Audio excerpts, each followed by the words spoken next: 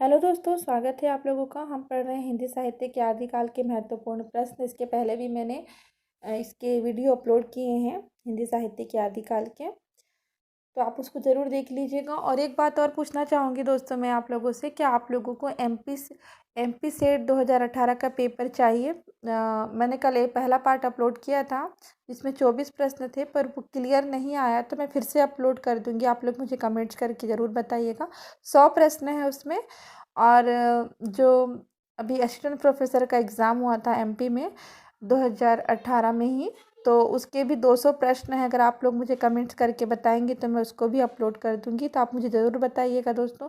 मैं आप लोगों से इसके पहले भी बहुत बार बोल चुकी हूँ कि आप लोग प्रीवियस पेपर ज़रूर देखा कीजिए, क्योंकि ना उससे आपको बहुत कुछ आइडिया हो जाता है कि क्वेश्चन कैसे पूछे जाते हैं। और क्वेश्चन, बहुत सारे क्वेश्चन तो ऐसे होते हैं कि जो रिपीट होते हैं, और आपको बहुत सारे प्रश्न नए भी मिल जाते हैं जो किसी न किसी एग्ज़ाम में काम ही आते हैं।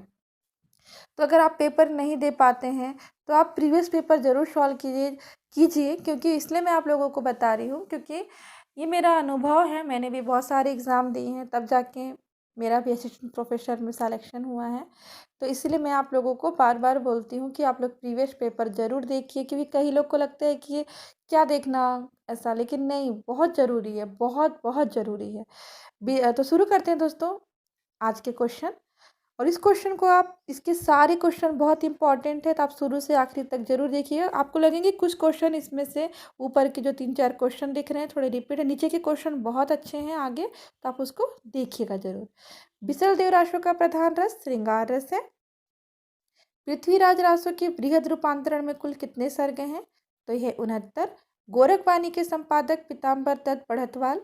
नारी निंदा किस संप्रदाय में मिलती है? तो नाथ पंथ में मिलती है। नाथ संप्रदाय की सबसे बड़ी कमजोरी क्या थी? गृहस्थों का अनादर। मैथिली में हिंदी में रचित गद्य रचना कौन सी है? वर्ण रत्नाकर ज्योतिरीश्वर ठाकुर की है। पृथ्वीराज रासो में सर्वाधिक विवादित पक्ष है ऐतिहासिकता। राहुल साकलेतन द्वारा संपादित दोहा कोश में किस कवि की रचनाएं संपादित की गई हैं? तो शरहपा। दोस्तों कुछ कुछ जो शब्द हैं थोड़े मुझे बोलने में तकलीफ़ हो रही, क्योंकि मेरे मुंह में थोड़े छाले हो गए हैं, तो आप प्लीज़ थोड़ा सा मतलब मत बोलिएगा कि हाँ कुछ उच्चारण में, तो थोड़ा बहुत आप कर लीजिएगा। आदिकाल में चरित काव्य सर्वाधिक किस साहित्य में? तो जैन साहित्य में। चरित काव्य किस छंद में अधिक लिखे गए हैं? तो ये दोहा चौपाई। जैन साहित्य में राम कथा किस नाम से स्वयं शंभु द्वारा लिखी गई? तो पौम चरियु। अपभ्रंश का वाल्मीकि स्वयंभू। अपभ्रंश का व्यास पुष्पदंत। बिसल देव रासो के रचयिता नरपति नालह। प्राकृत पेंगलम किस विषय पर केंद्रित रचना है? तो छंद शास्त्र। अभिनव जयदेव और कवि कोकिल की उपाधि मिली विद्यापति को। विद्यापति शैव मत के अनुयायी थे। विद्यापति किस नरेश के दरबारी कवि थे? तो राजा शिव सिंह। खुमान रासो की प्रमाणित प्रति किस संग्रहालय में संग्रहित की गई है? तो पुणे संग्रहालय में। बिसल देव रासो में कितने छंद हैं? तो है 125 छंद हैं इसमें।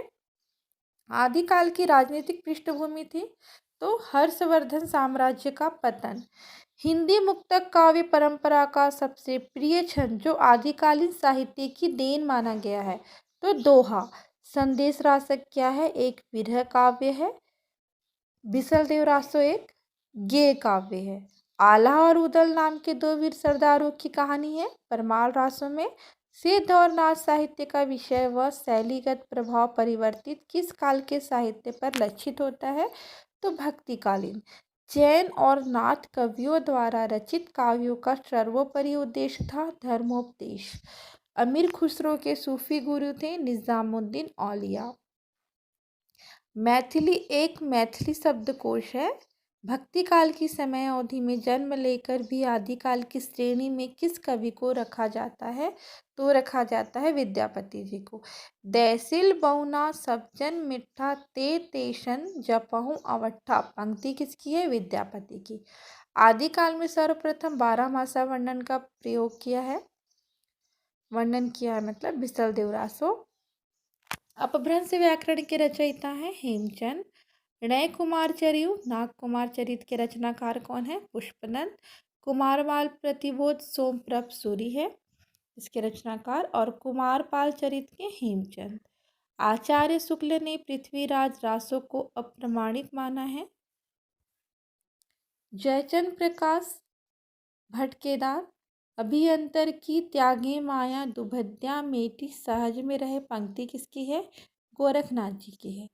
84 सिद्धों में प्रथम सिद्ध कौन थे? शरहप्पा। और कई बार क्वेश्चन पूछ लिया जाता है कि कितने सिद्धों की संख्या कितनी है? तो 84।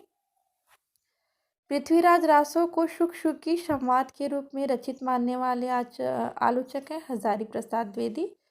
आदिकाल को अत्यधिक विरोधी और व्याघातों का युग कहा हजारी प्रसाद द्विवेदी जी ने। कीर्तिलता व कीर्ति पताका की भाषा है अवभट। अपभ्रंश में कृष्ण काव्य के प्रणेता हैं पुष्पदंत। 63 सलाका पुरुष के जीवन का वर्णन हुआ महापुराण पुष्पदंत। पृथ्वीराज रासो के प्रथम विदेशी उद्धारकर्ता के रूप में प्रसिद्ध हुए कर्नल जेम्स टॉड। एक नार ने अचरज किया सांप मार पिंजरे में दिया पंक्ति है अमीर खुसरो की। भल्ला हुआ जो मारिया बहिणी महारा कंतु पंक्ति है हेमचंद जी की। आदिकाल का अधिकतम साहित्य किस प्रांत से प्राप्त हुआ? तो राजस्थान से। हिंदी में नक्सिक परंपरा का आरंभ किस रचना से हुआ? तो राउल बेल से हुआ। नक्सिक परंपरा का आरंभ किससे हुआ? राउल बेल से। तो आप सबको याद रखिएगा, इसमें सारे प्रश्न बहुत इंपॉर्टेंट है दोस्तों। अगर आपको यह वीडियो अच्छा लगता है तो इसको लाइक करिएगा, अपने दोस्तों के साथ शेयर कीजिएगा। अगर आप इस चैनल में नए हैं तो चैनल को सब्सक्राइब करना बिल्कुल भी मत भूलिएगा। इसमें आप लोगों को संपूर्ण हिंदी पढ़ने को मिलेगा। और दोस्तों आप कम्युनिटी बॉक्स से भी देख लीजिएगा, उसमें मैंने इसके पहले बहुत सारे अपलोड किए हुए हैं प्रश्न, तो वो भी आपके लिए बहुत काम आएंगे। थैंक यू दोस्तों इस वीडियो को देखने के लिए।